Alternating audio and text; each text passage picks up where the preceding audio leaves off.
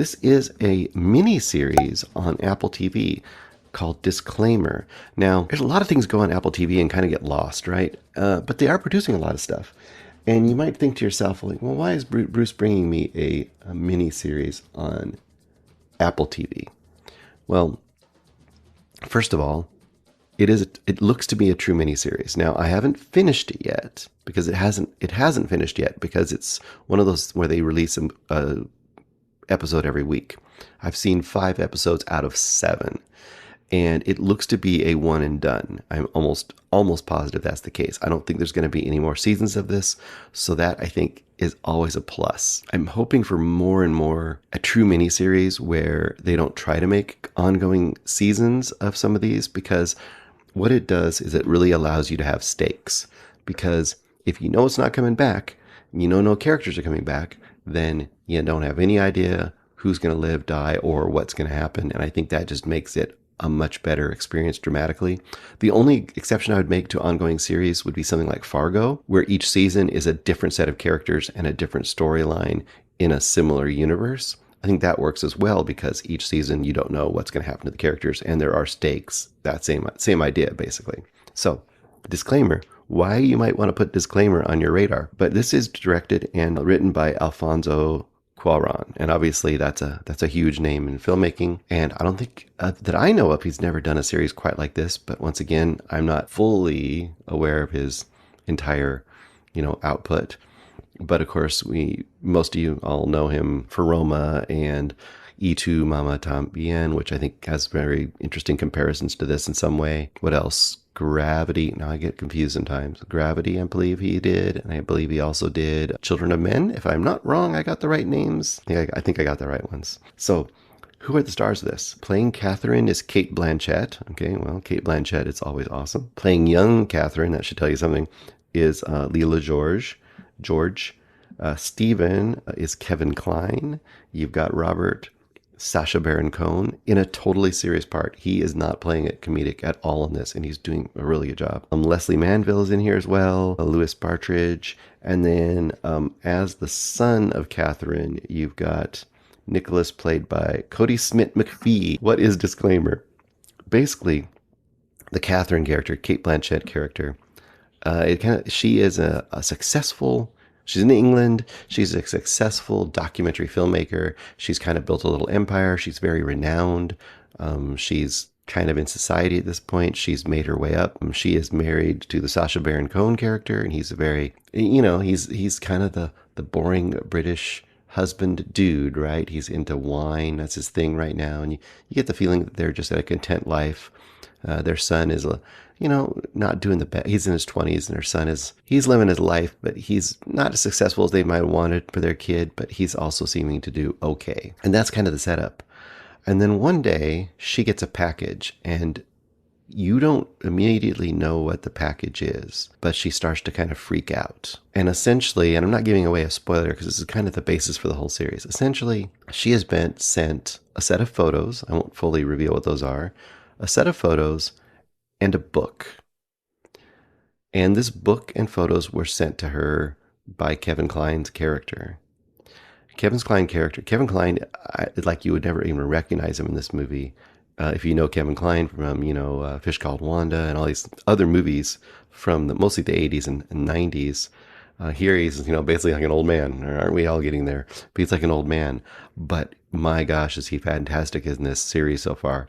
And he sent the stuff to Catherine, and his goal is to destroy her life because he blames her for the death of his son like 20 years ago. And that is the basic crux of this movie series, is at least, and I don't know exactly where it's going to go other than to say that the way it works is it's pretty subdued, so you got to get into the tone of it. And it has a very book, like you're watching a book style to it. So in the sense that you've got voiceover, but you've got 2 voiceovers. You'll drop into Kevin Kline voicing over things, and then you'll drop into Catherine's, Cate Blanchett character, doing her voiceover. Like any good voiceover, so bad voiceover, of course, is just doing all the stuff, doing all the work that the movie doesn't want to do. But in this one, I think it's done right, and that is, it's giving you character information to compare to what you're seeing happen on the screen. In both cases, you most likely have two possibly unreliable narrators, and you have to decide constantly, like, well, how much do I believe them? And they're constantly telling you what other people are doing too. They'll be telling you about they'll be telling you about their own lives, almost like you're reading a little part of a book while they're voiceovering to you. But then sometimes they are talking about how the other person in their life, what they're doing. And then you're really wondering if you're believing what they say, because they're doing it almost in an omniscient tone. So, Catherine might be giving a voiceover telling you what her husband is feeling. And you're like, okay, but how do I believe what she's telling about her husband? But you're seeing him, so you're believing it. But am I seeing what she's saying? Or am I actually seeing what's happening? Now, I don't want to get the feeling this is surreal. It's not. The other main thing, though, I would tell you is the format, especially in the first about 3 episodes, is you have a lot of flashback. But the flashback is good because basically you know that Kevin Kline's character's son is dead. You know that he blames Catherine. So you have an extended flashbacks to see how his son met Catherine and what kind of relationship they had and how it maybe led to his death. So there's kind of a double narrative going on. You got that going on. So you're kind of like, well, how's that going to lead to his death? And then you've got the other side of things is like, how is her life and Kevin Kline's character's life in the kind of the current day going to interact and unravel? To me, it's quite fascinating. And as characters go, what I find especially interesting about it is five episodes in with 2 to go, I'm still not sure who the villain is or if there are 2 villains. Like, is the Kevin Kline character a villain? Is Catherine, the Cate Blanchett character, a villain? Are they both villains? Are neither of them villains? And the fact that I'm asking those questions in my mind tells me that it's doing some really interesting stuff, because it's not making it easy on you, but it still, to me, is compelling. Some people might find it too slow. I don't find it too slow. Oh, and I will also throw in, there are some scenes that are kind of to the level of Y Tu Mama Tambien, known for its kind of highly charged sexual scenes and stuff. There is some of that in here. So that's a big warning.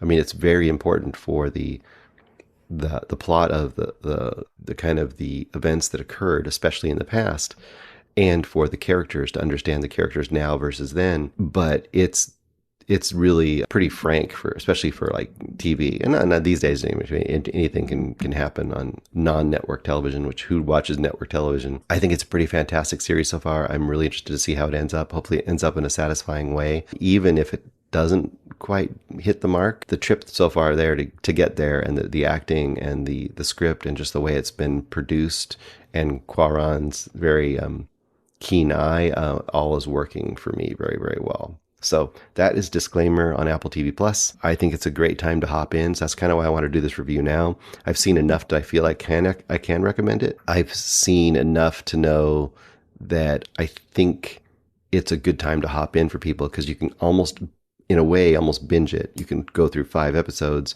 pop in and get the 6th one very soon. By the time this comes out, it should be out, and you should be ready to go for the finale. So I think that's a great time to kind of decide you want to start, is basically catch up on all the episodes right when the finale is about to drop. Look into disclaimer. Oh, what would I rate this? So at this point, I'm shooting 5 stars.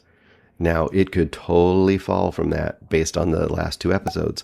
But as of right now, this is a 5-star series for me. This is really good.